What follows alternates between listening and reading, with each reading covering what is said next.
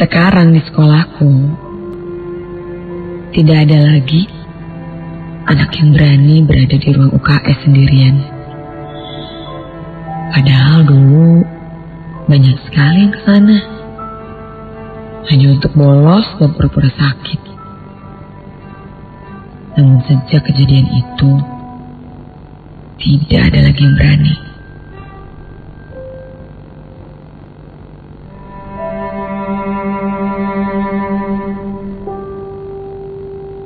Kejadian ini terjadi beberapa tahun yang lalu.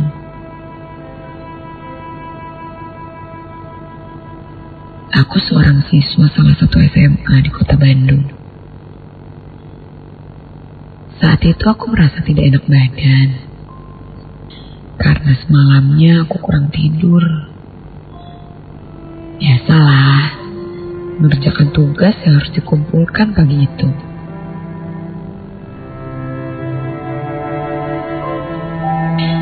Dan saat berangkat sekolah pun aku kesiangan. Hasilnya aku tidak sempat sarapan dan langsung berangkat ke sekolah. Hanya 2 jam pelajaran, aku tiba-tiba merasa pusing dan tertidur di dalam kelas. Sampai akhirnya guruku membangunkanku dan menyuruhku beristirahat di UKS. Karena saat itu aku terlihat sangat pucat. Tanpa sempat berpikir apa-apa, aku pun melangkah gontai menuju UKS.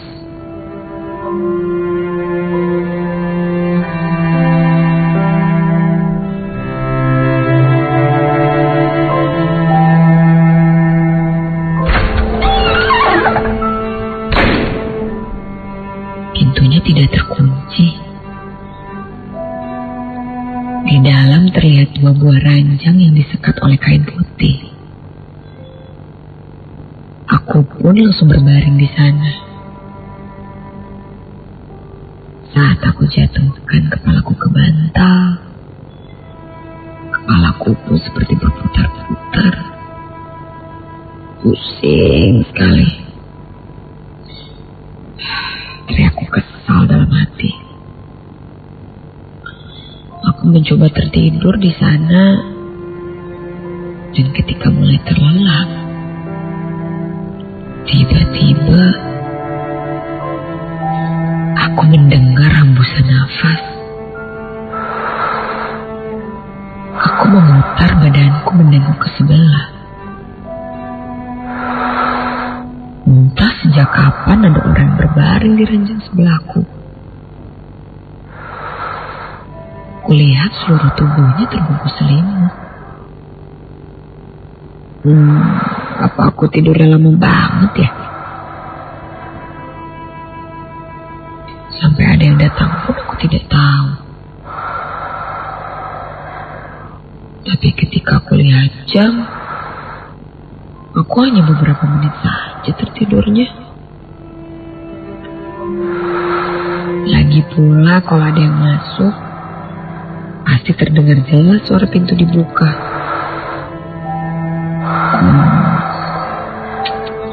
Mungkin saking pusingnya aku jadi gak sadar kali ya. Tapi jelas kok itu seseorang. Dan loh.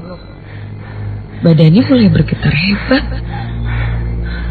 Aku bangkit dari tidur karena aku merasa perlu membantunya. Lantas aku bertanya, "Hei, kamu gak kenapa-kenapa?" Dia tidak menjawab apa-apa, malah terus menggigil. Aku pun menyimpulkan kain yang menjadi sekat kedua ranjang ini. Hingga terlihatlah sosok seseorang berselimut. Namun aku tidak begitu melihat jelas wajahnya, karena dia menutupinya dengan selimut. Kali ini dia seakan meraung kesakitan Aku pun semakin mendekatinya. Terasa hawa panas di sekitarku kali ini. Sepertinya tubuhnya sangat panas. Sampai terasa padaku.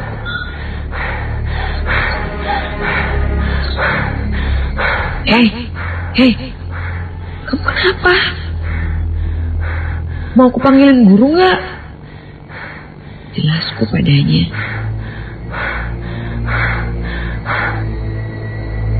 Dia pun berhenti menggigil. Dan tiba-tiba muncul sebuah tangan keluar dari balik selimut.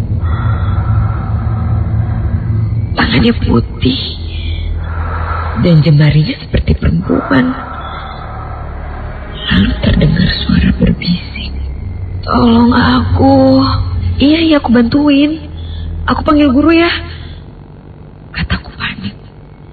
Dan tiba-tiba tangannya menggenggam tanganku. Tangan itu terasa sangat dingin.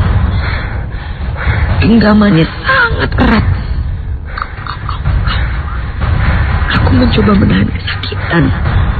Lalu terdengar lagi. Tolong aku. Tolong. Tangan itu menarikku mendekati ke arahnya.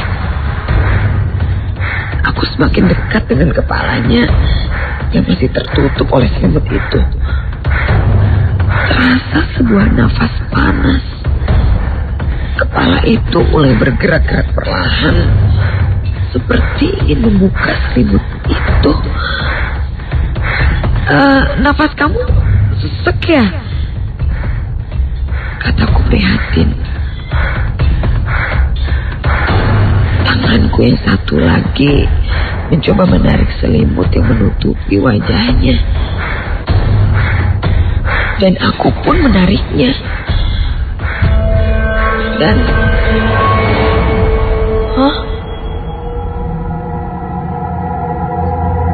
tidak ada.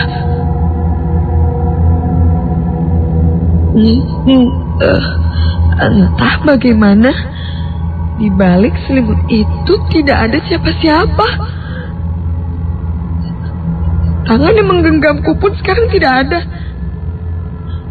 Dalam kedipan mata, sosok itu menghilang dari hadapanku.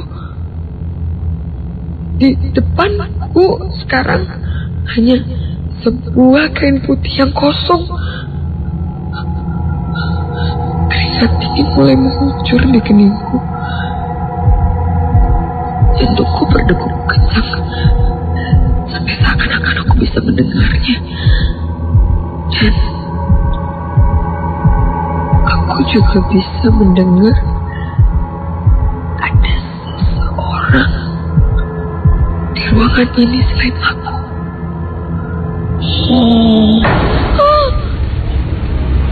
Ada yang menepuk punggungku.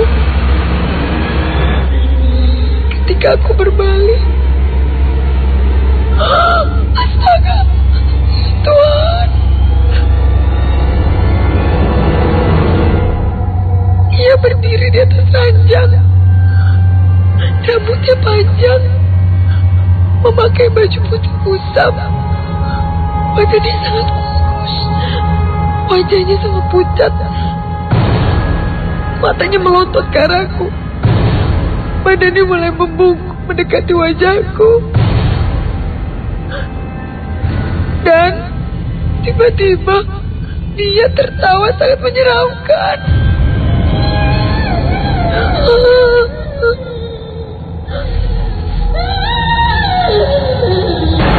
Kakiku lemas seketika, dan aku pun terjatuh, tidak sadarkan diri.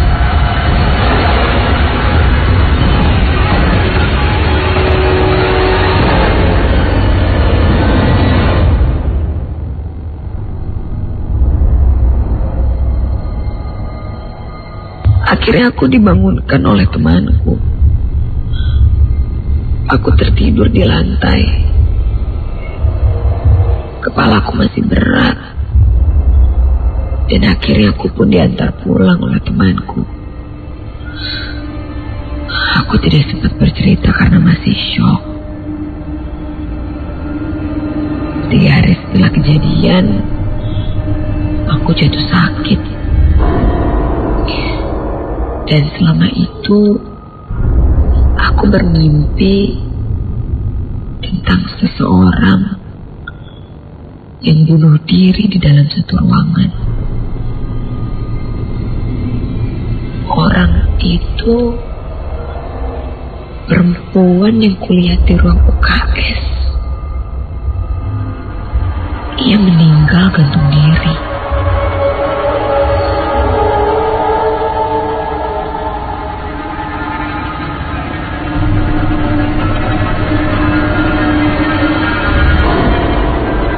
Setelah aku masuk sekolah, aku mencoba untuk bertanya kepada penjaga sekolah. Aku pun menceritakan apa yang aku alami dan apa yang terjadi di mimpiku. Ternyata benar. Dulu pernah ada yang bunuh diri di ruangan itu. Ruangan yang sekarang menjadi ruang UKS.